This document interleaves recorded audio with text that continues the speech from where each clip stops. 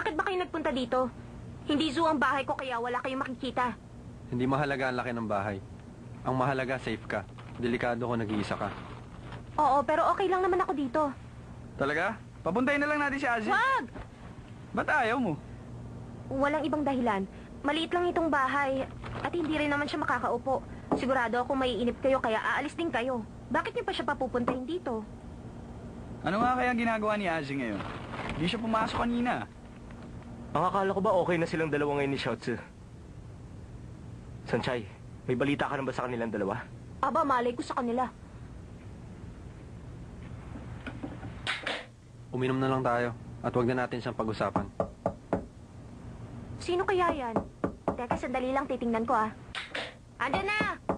Cheers! Cheers! Ugh!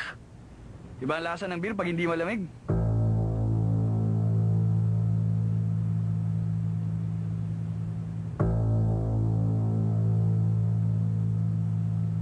Ang buong akala ko hindi na tayo magkikita, Sanchay.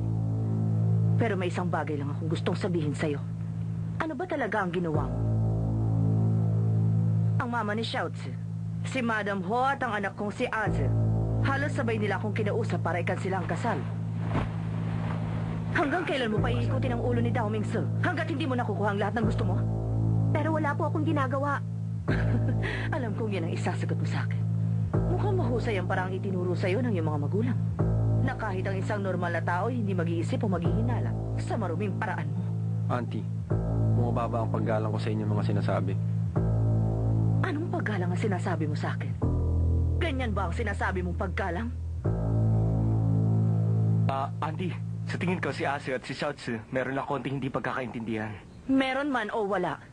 Sa tingin ko, hindi ka nabibilang sa aming lipunan kaya wala kang karapatang magbigay ng opinyon. Nabalitaan ko nga pala na ang mga magulang mo'y lumipat na sa tabing dagat.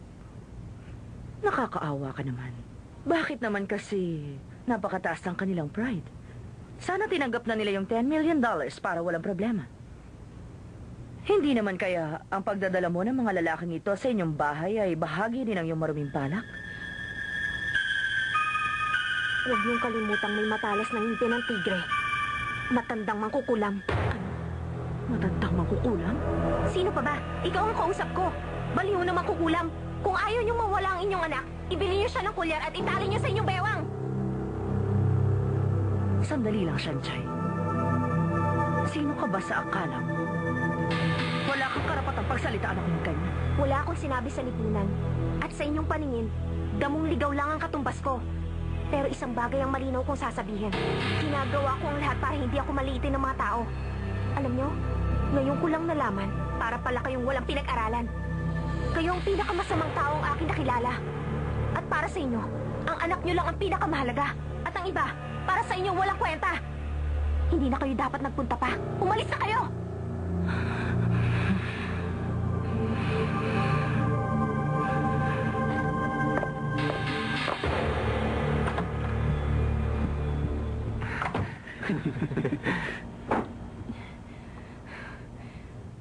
Oh, alright! Ang galing mo! Sanchay, pinabilib mo kami ah. Nakita mo ba ang mukha niya? Akala ko nga, sasabog na eh. Sanchay, sabi mo damong ligaw ang tulad mo. Pero ang tapang ng isang damong ligaw, talaga namang hinangaan ko. Bilib kami sa'yo. Hindi ko kasi matanggap ang mga sinabi niya. Kaya hindi ko napigilan ng sarili kong pagsalitan siya na hindi maganda. Kung ganon, break na pala si Xiaozi tsaka si Azi. Sabi ko na nga ba sa inyo, hindi magtatagal ang dalawang weird na yun. Pero ang bilis naman yata. Sansay, ano ang gagawin mo? Hindi basta susuko ang mama ni Ase. Tama nga si Laydon. Kailangan natin umisip ng paraan. Hindi mo to pwedeng takbuhan. Hindi ako tatakbo at hindi rin ako magpapatalo sa kanya. Habang tinatapakan niya ako, lalo ako lumalakas. Makikita niya ang tapang ng isang damong ligaw. Paano mo nga pala siya lalabanan? Paano nga ba yun? Siya ang female tycoon ng buong hotel industry. Isa pa, siya ang reyna ng Daoming Corporation. Ano naman sa akin? Tao pa rin naman siya.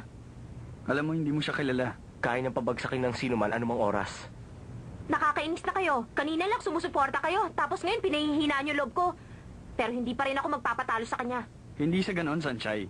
Gusto naming malaman ang eksaktong plano mo.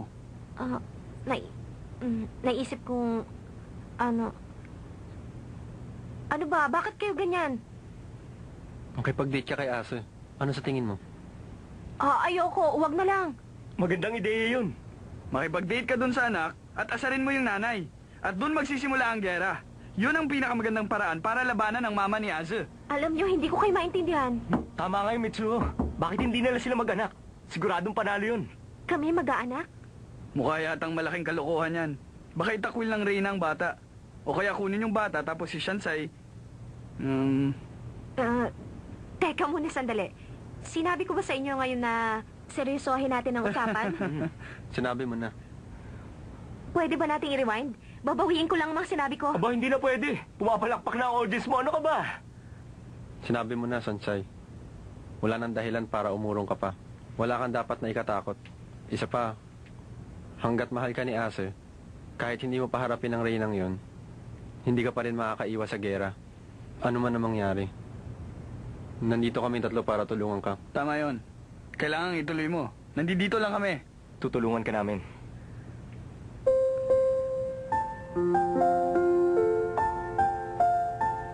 Kung ako lang ang papipiliin, mas gugustuhin kong kasama si Lei at hindi si Dao Mingse. Alam ni Lei kung paano alisin ang aking inaalala. Pero napakasama talaga ng ugali ng mama ni Dao Mingse. Kung lumaki siyang kasama ang ganong klaseng tao, siguradong puno ng problema ang mundo niya.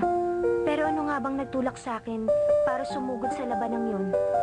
Siya ba ang pinaglalaban ko ngayon?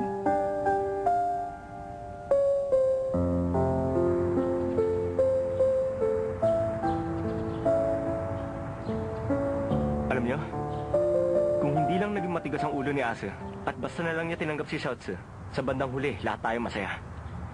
Kung ganun pala, yung sinabi natin kanina kay Shansai na makipag-date kay Azu, ay hindi pala isang magandang ideya. Di ba meron tayong kasabihang, the future is in your own hands?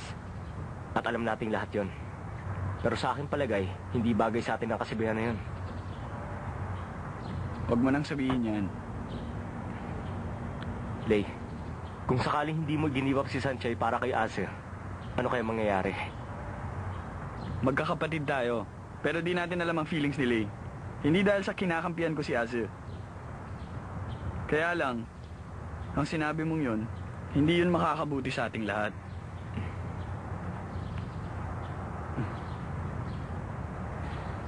Uminom tayo sandali.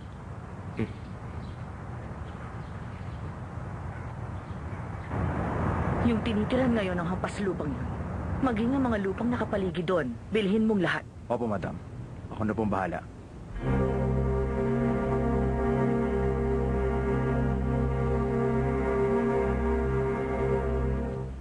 Seryoso ka ba talaga? Nalaman niya hindi na ako magpapakasal at tinaman niya si Mama? Pero bitiwan mo na ako, nasasaktan na ako. Sasabihin sana namin sa'yo kagabi. Kaya lang hindi namin alam kung nasan ka. Oo nga, at alam na ng mama mo kung saan siya nakatira. At ang personality niya. Hindi siya basta manunood lang.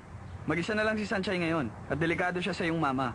Kinakailangan natin itong pagplanuhan. Kinakailangan natin siyang bantayang mabuti. Hindi na. Huwag na lang. Makinig kayong dalawa. Huwag kayong pupunta ron. Nag-iisang babae. Tapos may dalawang kasamang manyak. Mas Oo. delikado yung kaysa mama ko. Ano ka ba, Ase? You're barking up the wrong tree. Anong bark-bark? Wala akong pakialam kung sinong tinahulan. Basta wala sa inyong pupunta. Teka, Lei, hindi ka rin pwede pumunta. Okay, walang pupunta sa amin. Ikaw na lang ang pumunta and ride like a knight in shining armor. Ano bang ride yan? Tigilan mo na ang kabastusan mo. Anong bastos? Ano bang iniisip mo? Sabi mo kanina, ride like a knight. Ibig sabihin, protektahan mo siya. Pero ang sabi mo sa akin kanina, ride. Ride like a knight, ibig sabihin, protektahan mo siya. Ito talagang weird na ito. Ano ba yung pinagsasabi nyo? Pwede ba Oo, tumigil kaming na dalawa kayo? pa ang Kayo mali. itong mga weird. Seryoso, sinasabi namin sa'yo kanina. Para kasi kayo may balak kay Sanchay. Huh? Baka naman ikaw may bala. Aga doon, halika dito. Ay! Ay! Tama na!